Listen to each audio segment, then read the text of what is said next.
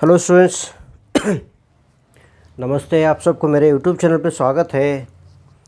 तो आपके सक्सेस के लिए मैं भी प्रार्थना करता हूँ भगवान के पास। हरे कृष्णा, सब कुछ दे दे आपको जो भी चाहे आप दे दे, लेकिन आपके पास भी वो मतलब मोटिवेशन चाहिए वो करने का। देखो, जो भी चीज़ इम्पॉसिबल कब होता मालूम है? हर चीज़ पॉसिबल है, लेकिन हम जैसा प्लान करते ना, हम जैसा प्लान करते उस तरह हमारा एक्शन भी रहना, तब impossible converts into possible. Okay बेटा, तो आपके नीट और आईआईटी में जो भी प्रिपरेशन कर रहे हो, आपके लिए शुभकामनाएं। तो ये 12th क्लास का फिजिक्स, ये आईआईटी नीट का लेवल का है। ये एनसीईआरटी में भी दिए सो बेटा। ये सिंपल बिल्कुल कुछ भी नहीं है। कोई एक क्या पूछा गया है, इलेक्ट्रोस्टैटिक फोर्स और ग्रेविटेशनल फोर्स का दोनों का रेशियो पूछा गया है। किनके बीच में? इलेक्ट्रॉन इलेक्ट्रॉन के बीच में और प्रोटॉन प्रोटॉन के बीच में। ठीक है, वही है क्वेश्चन। मैं इसे 4 बार रिकॉर्ड किया, लेकिन रिकॉर्ड में साउंड रिकॉर्ड नहीं हो रहा।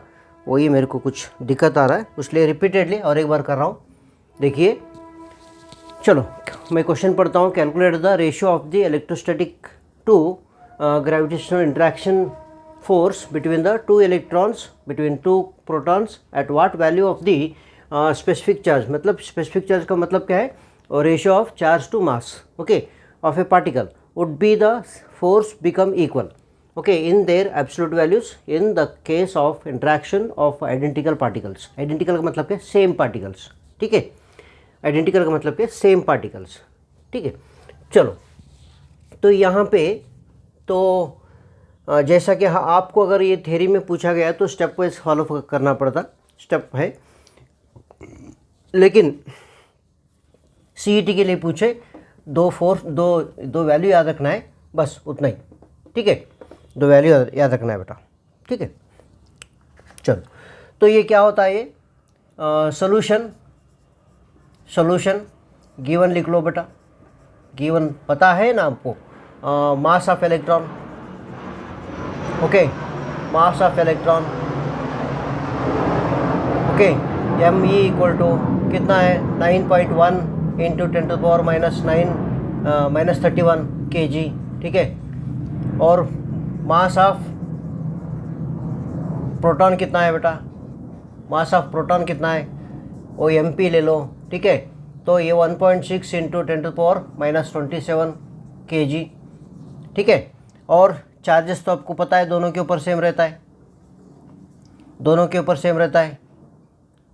Okay, Q E equal to Q P, दोनों के ऊपर 1.6 इंटू 10⁻19 कूलम रहता है बेटा। ठीक है, तो डिस्टेंस दोनों में कॉमन रहता है इसलिए तो ठीक है। वो ये आर क्या होता है बेटा? डिस्टेंस होता है। तो इसलिए यहाँ पे लिखना है इलेक्ट्रोस्टैटिक फोर्स कैसे फाइंड करना है? कूलम्स लॉ यूज़ करके। इलेक्ट्रोस्टैटिक फोर्स कैसा? एफ ई बोल के ले लो, 1/4πε0। ठीक है, Q1 Q2 डिवाइड बाई, ये इलेक्ट्रॉन के लिए करना, मतलब जनरल फार्मूला करके फिर बाद में इलेक्ट्रॉन प्रोटॉन के लिए करना बेटा। ठीक है, ये r² डिस्टेंस है, ये मैग्नीट्यूड फॉर्म है, एक वेक्टर फॉर्म में नहीं है। ठीक है, तो अब क्या करना है इसको? यहाँ पे Q1 Q2 दोनों सेम है, इसलिए क्या होता है बेटा? ये 9 इंटू 10⁻9 होता है कांस्टेंट का वैल्यू, ये आप याद रखना है। तो यहाँ पे क्या होता है बेटा? क्यू दोनों इक्वल रहते हैं, इसलिए Q² डिवाइड बाई r² होता है। ओके, तो ये इक्वेशन 1 बोल के ले लो। ये इक्वेशन क्या लेना है? इक्वेशन 1 बोल के ले लो बेटा। उसी तरह ग्रेविटेशनल फोर्स कैसे रहता है? ग्रेविटेशनल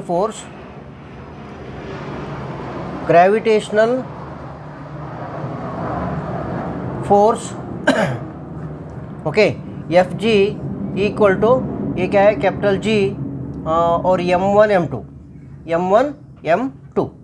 ठीक है, तो m1 m2, ठीक है, r²। तो यहाँ पे भी दोनों इलेक्ट्रॉन का अगर लिए तो दोनों क्या रहता है बेटा? अगर इलेक्ट्रॉन के लिए मास सेम रहता है, 2 प्रोटॉन के लिए तो मास सेम रहता है। तो यहाँ पे जनरली ले लो, क्या होता है? जी का वैल्यू कितना होता है बेटा? जी का वैल्यू यह होता है 6.67 इंटू 10⁻11। तो ये m1 m2 स्क्वायर ले लो, ये भी r² होता है। तो ये इक्वेशन 2 ले लो बेटा। ठीक है, इक्वेशन 2, तो यहाँ पे रेशियो फाइंड करना है तो क्या करना है, डिवाइड इक्वेशन 1 बाई इक्वेशन 2। तो हमको क्या मिलेगा, F E equal to, okay, F E तो डिवाइड बाई एफ जी। तो एफ ई का वैल्यू क्या है, एफ ई का वैल्यू ये होता है क्या हो ये 9 इंटू 10⁹। इसका वैल्यू क्या होता है, जी 6.67 इंटू 10⁻11।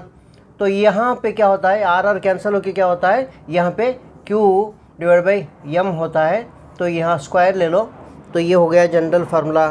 तो यहाँ पे क्या करना है, आप लोग कर ले सकते हैं। यहाँ पे इलेक्ट्रॉन्स का फाइंड करना है, तो इलेक्ट्रॉन्स का मैं एक फाइंड करता हूँ, देख लो। इलेक्ट्रॉन्स का एक मैं करता हूँ, देख लो। तो इलेक्ट्रॉन्स का कितना आ गया बेटा, ठीक है। इलेक्ट्रॉन्स का यहाँ पे फॉर इलेक्ट्रॉन बोल के लिखो, फॉर इलेक्ट्रॉन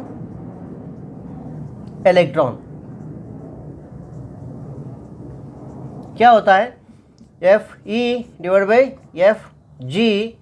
तो यहाँ पे कांस्टेंट का वैल्यू क्या होता है, वो आई थिंक, तो यहाँ पे 1.35 कुछ होता है, 1.35 इंटू 10⁻, ये ऊपर जाने के बाद ये 11 प्लस हो जाता है, ये 20 होता है बेटा, 20। तो यहाँ पे चार्ज कितना है, चार्ज यहाँ पे होता है, चार्ज यहाँ पे क्या होता है बेटा, चार्ज तो चार्ज ऑफ द इलेक्ट्रॉन कितना है, 1.6 इंटू 10⁻⁻19 डिवाइड बाई मास कितना होता है, 9.1 इंटू 10⁻31। तो यहाँ स्क्वायर ले लो, दोनों को स्क्वायर ले लो। तो यहाँ लेने से क्या होगा, 1.35 इंटू 10⁻20 इंटू, ठीक है। तो यहाँ पे क्या होगा, 1.6 इंटू 1.6 रख लो क्योंकि स्क्वायर है। तो यहाँ पे स्क्वायर 19 का क्या होता है, 38 होता है, होल डिवाइड बाई ये 9, ये भी 9.1 लिख लो, 9.1 इंटू 9.1 लिख लो। तो यहाँ पे वो 9.1 इंटू 9.1, यहाँ पे स्क्वायर लेने के बाद क्या होता है बेटा, 62 होता है। 62 टोटली, यहाँ पे टोटली क्या होता है बेटा, यहाँ पे लिख लो।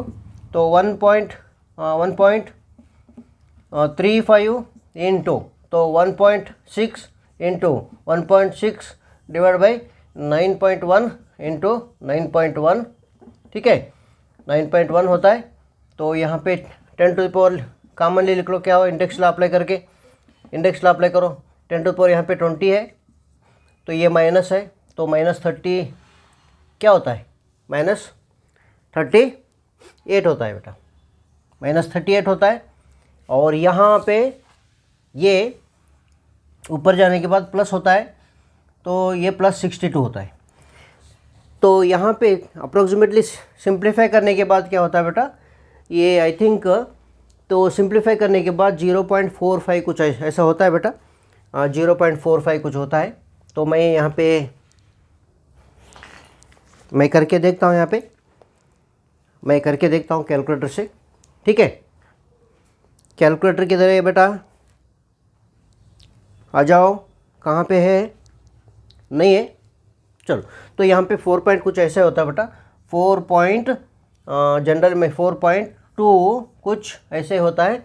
तो इसको सिंप्लीफाई करने के बाद यहाँ पे क्या होता है, ये तो 82 डिवाइड -38, तो यहाँ उधर जाने के बाद कितना होता है बेटा, ये 4, और ये 7 में गया तो ये भी 4 होता है, तो 44, मतलब क्या है, 10⁻44 होता है, नहीं 42 होता है। यहाँ पे शिफ्ट ये पॉइंट इधर रहता है ना, ये जनरली मैं देखा कल करके, तो ये 42 होता है। तो ये हो गया ratio of electron two electron gravitational force और इलेक्ट्रोस्टैटिक फोर्स का एक मतलब क्या है, ये रिजल्ट आ गया बेटा।